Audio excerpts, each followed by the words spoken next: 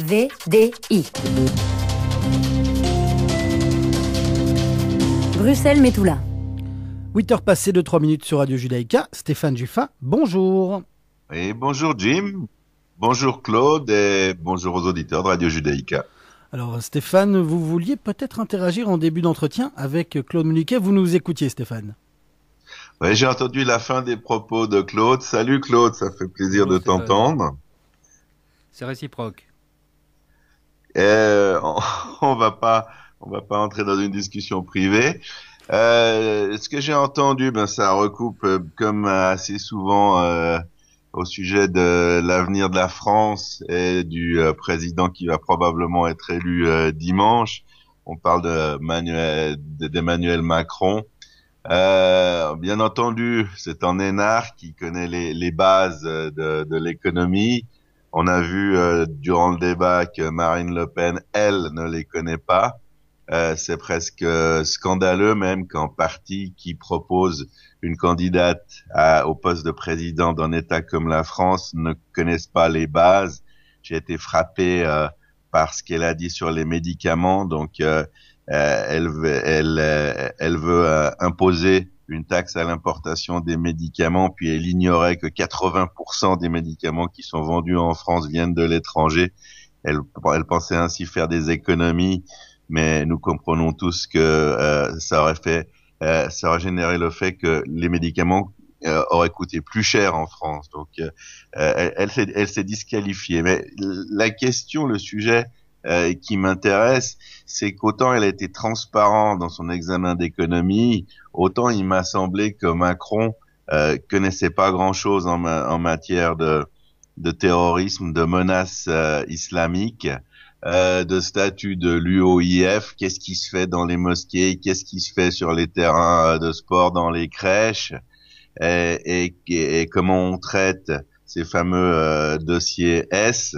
J'ai eu un très très mauvais feeling. Je savais que c'était pas son cheval de bataille, mais j'ai l'impression qu'il connaît absolument rien ou pas grand chose. Et puis qu'on est vraiment en face. On a vu les violences qu'il y a eu le 1er mai.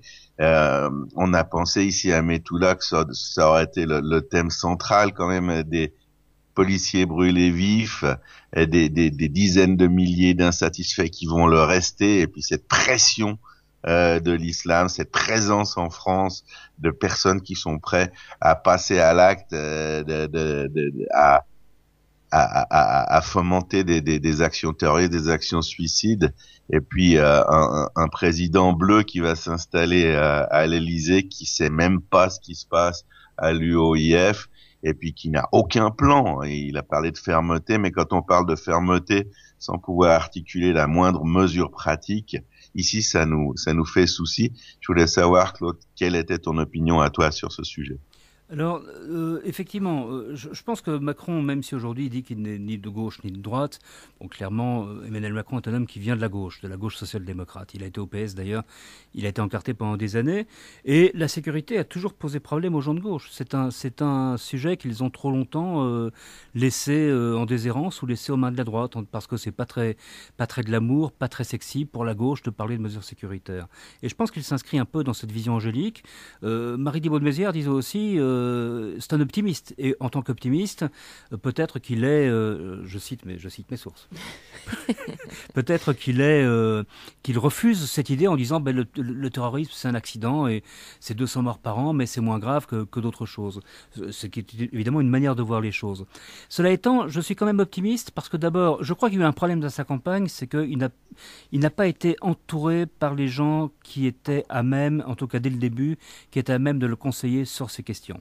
Sauf Monsieur Fauvergue, ancien patron du RAID, mais il n'y a pas eu beaucoup de gens venant de la sphère sécuritaire autour de Monsieur Macron. C'est quelque chose qui changera évidemment s'il est élu, et quand il sera élu, très probablement, à la présidence. Mais au-delà de ça, rappelons-nous l'exemple de François Hollande.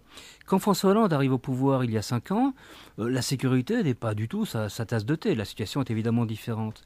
Et puis on va voir les attentats de 2015 et 2016. Et en définitive, François Hollande, je crois qu'il faut lui laisser ça, a été excellent dans la gestion du régalien et excellent dans la gestion de la menace terroriste, y compris à l'extérieur. C'est François Hollande, qui vient d'une gauche pacifique, qui est pacifiste, qui décide par exemple de déployer l'armée française au Mali, où elle se trouve toujours 3 ans plus tard. Ce sont des choses, donc je pense que les origines idéologiques et la formation, la matrice culturelle pacifiste dont sort M. Macron, et la prédominance de l'économie dans son spectre de vision, ne l'empêcheront pas d'être, s'il est bien entouré, et c'est un homme qui a du bon sens et qui est intelligent, d'être un bon président sécuritaire, parce que je crois aussi, et François Hollande le dit clairement, c'est aussi l'épreuve qui révèle les hommes. François Hollande s'est trouvé confronté à la mort via terrorisme et via la guerre assez rapidement. Il dit c'est une expérience qui change profondément. On est président, on signe les ordres qui font déployer des soldats français, donc on signe aussi le fait que certains d'entre eux vont mourir. C'est un moment terrible, etc., comme le soir du 13 novembre. Mais globalement, je trouve que, quels que soient les défauts que l'homme a par ailleurs, il s'est bien tiré de cette question terroriste. Et je pense que ce sera la même chose pour M. Macron.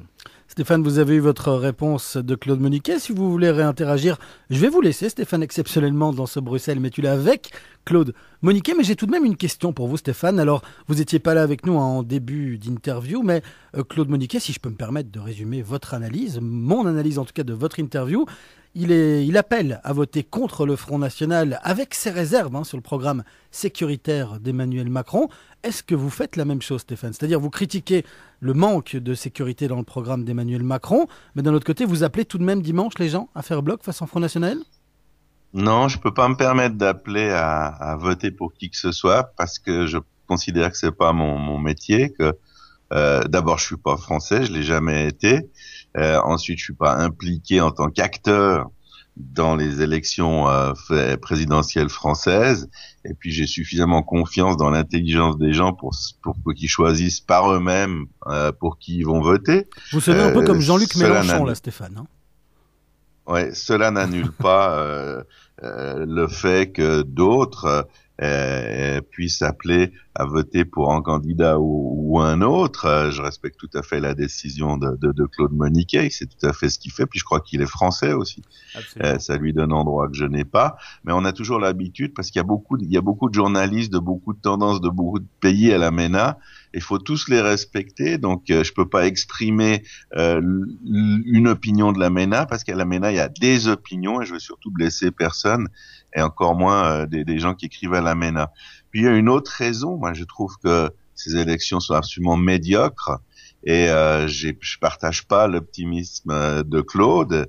Effectivement, quand un homme arrive aux affaires et puis qu'il est bien entouré, il prend d'habitude les bonnes décisions, mais rien ne nous dit que Emmanuel Macron sera bien entouré. On a même quelques craintes. On sait qu'il n'a pas été très bien entouré pendant cette campagne électorale. On sait qu'il y a des gens qui circulent autour de lui, qui n'ont pas les qualités que nous aimerions voir autour d'un président français. On a très peur ici à Mettoula de voir les Chiraciens derrière Villepin se coller, utiliser la naïveté du nouveau président potentiel pour revenir aux affaires. On pense que ce serait catastrophique. On rappelle que dans le vote de l'UNESCO, le jour de l'indépendance d'Israël, le jour du Yom Ha'atzmaut, la France s'est quand même abstenue sur une résolution qui dit qu'Israël n'a aucun droit historique, où que ce soit à Jérusalem, et que l'UNESCO ainsi rejette la souveraineté d'Israël dans toutes les parties de Jérusalem, y compris Jérusalem-Ouest d'ailleurs. Donc là, on se pose des questions pragmatiques. Est-ce que Macron va changer cela? Est-ce que Macron va voter autrement à l'UNESCO et à l'ONU? On en doute ici. On en doute. On n'est pas du tout sûr. Et puis on est moins optimiste parce que Hollande a certes réagi d'une certaine manière. Il a déclaré l'état d'urgence, mais on le voit pas s'exprimer tellement cet état d'urgence. Ça marche au niveau de la police, ça marche au niveau du renseignement. On écourte les procédures dans le domaine juridique, mais il y a quand même beaucoup de terroristes potentiels, d'armes et surtout de territoires dont la police et l'armée sont exclus. Donc on peut pas appeler à voter Macron. On peut pas appeler à voter Macron. Le débat a été médiocre. Marine Le Pen a été exclue du débat, éjectée du débat parce qu'elle n'a évidemment pas les qualités nécessaires, les connaissances nécessaires au niveau économique, que son programme économique ne tient pas debout. Refermer les frontières, surtout sortir de l'euro, ce serait une vraie catastrophe et à court terme pour la France. Mais Macron n'a absolument rien dit d'exceptionnel.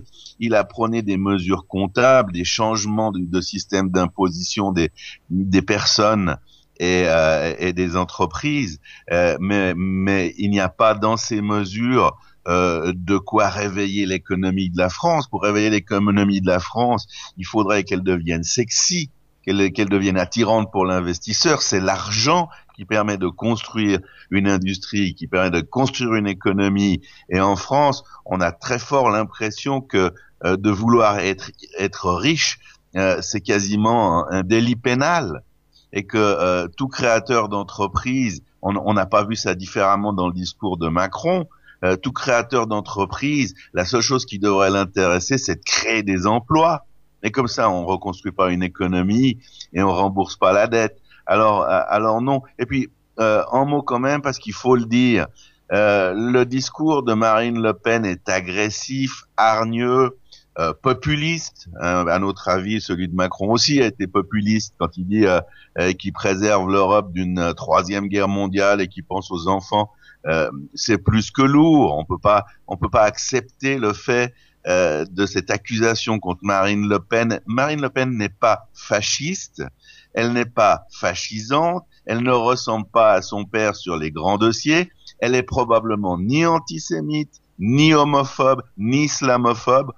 Pendant toute cette campagne, on a bien regardé, on n'a pas suivi de thème. Alors oui, elle est nationaliste, elle est indépendantiste, elle est de droite, même très à droite, mais il faut pas tout mélanger. Stéphane, Marine Le Pen ne gouvernerait pas toute seule. Un des problèmes qu'on lui donne aussi, c'est son entourage, notamment celui qu'elle a nommé pour la succéder à la tête de son parti, qui a tenu quelques jours, qui avait un passé assez sulfureux. Justement, lui, il a tenu quelques jours, et puis si Villepin, il tient 3 ans, ça nous dérangerait beaucoup plus, Jim. Parce que des gens comme Philippot, je tiens à préciser, tous les auditeurs savent très très bien que je n'ai aucune sympathie à l'extrême droite, ni même à la droite ultralibérale. Je fais pas ici un plébiscite du tout pour Marine Le Pen. J'essaie de garder les yeux ouverts. Et j'ai été un petit peu dégoûté par cette campagne qui attribue à Marine Le Pen des choses qu'elle n'a pas. Parce que je pense que s'il y avait des ministres comme Philippot ou Collard, ce serait pas la fin du monde. Je ne dis pas que du tout que je soutiens sa candidature. Au contraire, je dis qu'il ne faut pas qu'elle soit présidente à cause de ses lacunes, à cause de son programme déplorable au niveau économique. Donc Stéphane, pour vous, le problème du Front National, c'est exclusivement Marine Le Pen? Non, Marine Le Pen, ce serait plutôt l'expression du renouveau du Front National. Et puis, ce qui nous dérange énormément, c'est que traditionnellement, la droite traditionnelle, la droite antisémite, les skinheads, les néofascistes, etc., se retrouvent au Front National. Le Front National, c'est la gare de tous ces mouvements qui sont détestables. On note que la nouvelle direction a fait des efforts. Vous l'avez dit lui-même, vous l'avez dit vous-même, Jim. Ce président, dès qu'il a été évident qu'il était négationniste, je crois qu'il n'a pas tenu une semaine. Il y a des efforts qui sont faits. Mais on va pas non plus les féliciter là-dessus. Ça semblait assez évident, non? Ça a été fait, ça a été fait. Je note parmi l'entourage de Macron des gens qui soutiennent le boycott contre Israël, des gens qui ont soutenu la flottille contre Israël. Donc je ne distribue ni des accessis ni des certificats d'angélisme, Jim. Je constate. Je peux pas accepter Le Pen parce qu'elle mènerait la France au désastre, à la catastrophe. Se recroqueviller n'est pas une politique. J'ai toujours été européaniste. L'Europe est un atout, ça augmente le marché des pays européens, c'est une chance. Et là-dessus, Marine Le Pen n'a rien à proposer. Mais je suis contre la diabolisation de Marine Le Pen, tout simplement parce que dans cette campagne, elle ne l'a pas mérité. Mais Stéphane, c'est votre analyse. On rappelle que on n'a pas les chiffres exacts de la communauté juive en termes de vote électoral pour le premier tour. Ce qu'on a par contre, c'est les chiffres qui viennent d'Israël, des Français qui ont voté en Israël. Là, Emmanuel Macron, il était aux alentours de 30%, François Fillon 60%. Marine Le Pen, elle était aux alentours des 3%. C'est un chiffre qui vous avait surpris, Stéphane, tant parce qu'il existe ou parce qu'il est faible? Non, parce que les Israélites, qui sont à mon avis parmi les communautés les plus républicaines en France, on n'a jamais entendu parler d'un juif qui brûlait un drapeau français, ni belge d'ailleurs, ou qui appelait au renversement du système, ou qui usait de violence sur un Français. Ça s'est jamais vu. Les Israélites en général sont pour les partis plus consensuels, pour les partis centristes. Puis il y a un autre problème qui est clair, c'est que Marine Le Pen, dans son programme, appelle à l'arrêt de l'abattage rituel des animaux, c'est-à-dire qu'elle priverait les Juifs d'obtenir en France de la viande française cachère. Et c'est un problème pour beaucoup de Juifs. C'est très désagréable d'entendre des choses comme ça. Il y a le port de la kippa en rue qui pourrait se poser aussi également, Stéphane. Mais oui, je vous en prie, Jim. Il y a le port de la kippa aussi qui pourrait être un problème avec Marine Le Pen. J'allais le dire. Mais Jim, si le port de la kippa s'associe à l'interdiction des bonnes sœurs de porter leur uniforme ou des curés de porter le leur, et que ce n'est pas dirigé uniquement contre les Juifs, mais contre tout le clergé, bien entendu, y compris la tenue des imams, c'est une mesure qui peut être désagréable pour beaucoup de Juifs, mais c'est une mesure laïque qui, tant qu'elle est appliquée de manière universelle et comme je viens de le dire, désagréable, choquante, révolutionnaire, mais pas antisémite. C'est-à-dire que toutes les mesures qui nous touchent, qui nous dérangent, ne sont pas forcément antisémites. Et je pense que c'est pour ça, pour la peur. Et puis il y a toujours l'ombre du père. Le père, lui, Le Pen, était éminemment antisémite. Il était négationniste. Pour les jeunes qui nous écoutent, il a fait des jeux de mots très hasardeux avec Durafour crématoire. Il a nié l'importance des chambres à gaz. Il a quand même commencé sa carrière en vendant des disques de musique de la Waffen-SS et de la Wehrmacht. C'est comme ça qu'il a commencé. Et puis c'était le meilleur ami des tyrans, des dictateurs arabes, notamment de Saddam Hussein. Donc c'est un héritage qui est dur à porter. Et puis si nous on peut faire cette différenciation entre le discours d'aujourd'hui, je vais pas sonder les âmes, j'écoute simplement ce que les candidats disent, de Marine Le Pen, il y a cette affiliation qui nous dérange évidemment. Le parti Front National, qui a toujours gardé le même nom, est un parti qui a été le plus antisémite depuis la Deuxième Guerre mondiale en France. Et on va pas, c'est très difficile pour un Israélite, qu'il soit en Israël ou en France, de voter pour un parti qui a été pendant aussi longtemps antisémite, et pour la fille du plus grand antisémite politique de France, Jim. Stéphane, il est 8 heures passées de 21 minutes. Je vais vous proposer de prolonger un tout petit peu le débat. Parce que voilà, Stéphane, alors, votre analyse, elle vient aussi de loin. Elle vient d'Israël. Ça montre aussi peut-être le décalage qu'il y a entre les analyses qu'on peut avoir ici dans nos studios à Bruxelles et entre votre analyse du point de vue israélien du côté de Metula, à la frontière libanaise et syrienne. Mais Stéphane, sur certains de vos propos, il y a des sourcils qui se sont froncés dans le studio. Parfois les miens, parfois ceux de Marie, peut-être ceux de Moniquet, ils sont plus clairs. Donc c'est plus dur de voir s'ils se froncent. Je voulais peut-être laisser l'occasion à monsieur Moniquet de conclure une dernière analyse concernant ces élections et les propos de Stéphane Juffin. Alors, je suis assez d'accord avec ce que Stéphane a dit sur la personnalité de Marine Le Pen. J'ai des amis qui l'ont approché d'assez près. Effectivement, je ne pense pas qu'elle soit antisémite. Je ne pense pas qu'elle soit islamophobe. Et quand on sait que M. Philippot est de manière avouée et ouverte homosexuelle vivant en concubinage, elle n'est pas clairement homophobe. Cela étant, le problème, effectivement, c'est que le Front National, c'est une série de choses. Il y a un fond du Front National, un pivot du Front National, qui est cette vieille droite fasciste, pétainiste, antisémite, etc., qui représente peut-être 2-3% des électeurs, pas plus. C'est assez constant depuis 50 ans, et qui, évidemment, s'est fortement élargi aujourd'hui. Et le problème, c'est qu'effectivement, quand on voit un monsieur Jalk qui devient président après avoir dit pendant 3 jours, et puis qui dit « je suis pas révisionniste, mais enfin quand même, on peut pas gazer les gens avec du Zyklon B, je suis chimiste et je vous parle en tant que chimiste », c'est très désagréable. On voit qu'il y a encore ces relents fascistes et révisionnistes dans le Front National. Donc moi, ce que je pense, c'est que, et ce que je souhaite, c'est un peu paradoxal, j'aimerais bien que le Front National fasse aux législatives un résultat raisonnable, c'est-à-dire pas 5 ou 6 sièges, évidemment pas 80 sièges, mais quelques dizaines de sièges. Parce que je crois que si le Front National arrive à avoir un certain nombre d'élus, il sera obligé de se recentrer et de se couper de son extrême droite la plus virulente. Donc c'est ce qu'on peut lui souhaiter. Par ailleurs, effectivement, ce sera une force à la droite de la droite, ce sera une force de droite conservatrice, comme il en existe dans d'autres pays, comme la Lega di Nord en Italie, mais qui n'est pas fasciste. Donc il y a une place pour ça, il y a un espace pour cette expression, mais je pense qu'il est vital pour l'avenir de la France et certainement pour l'avenir du Front National, même si moi il me concerne assez peu, qu'il rompe avec ce passage, ce passé sulfureux et avec ce noyau irréductible de fascistes français.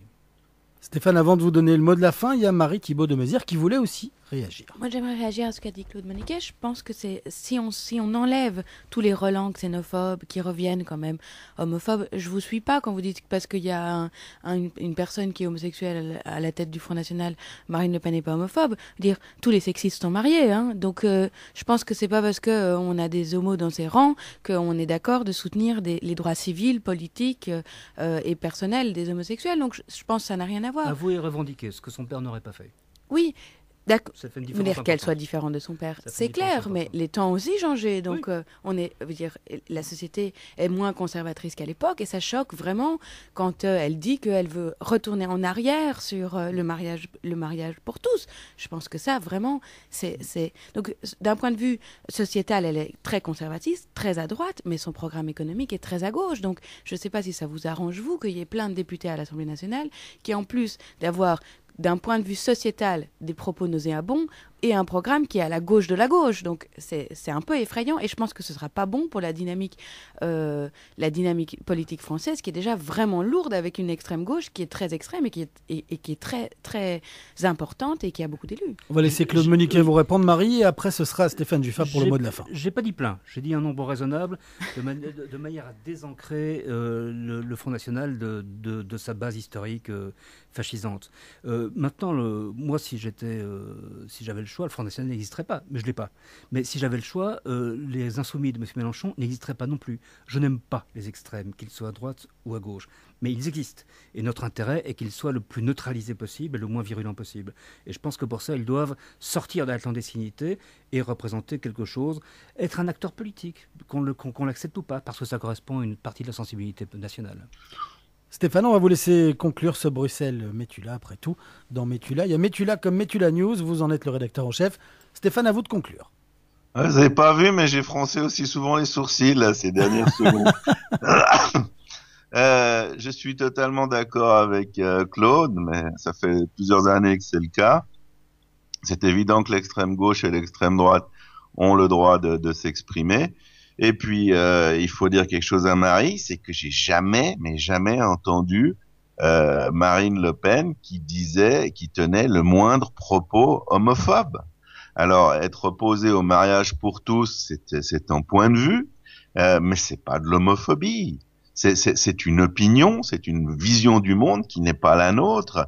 Et puis, moi j'ai apprécié ce début de dédiabolisation parce que je pense que, comme Claude, que s'il y a des députés, c'est pas normal que le Front National représente environ 25%, même peut-être un peu plus, de l'électorat français et qu'il n'y ait que 2 députés à l'Assemblée nationale. Ça veut dire qu'il y a des tas de gens qui rongent leurs freins et qui n'ont pas leurs opinions exprimées.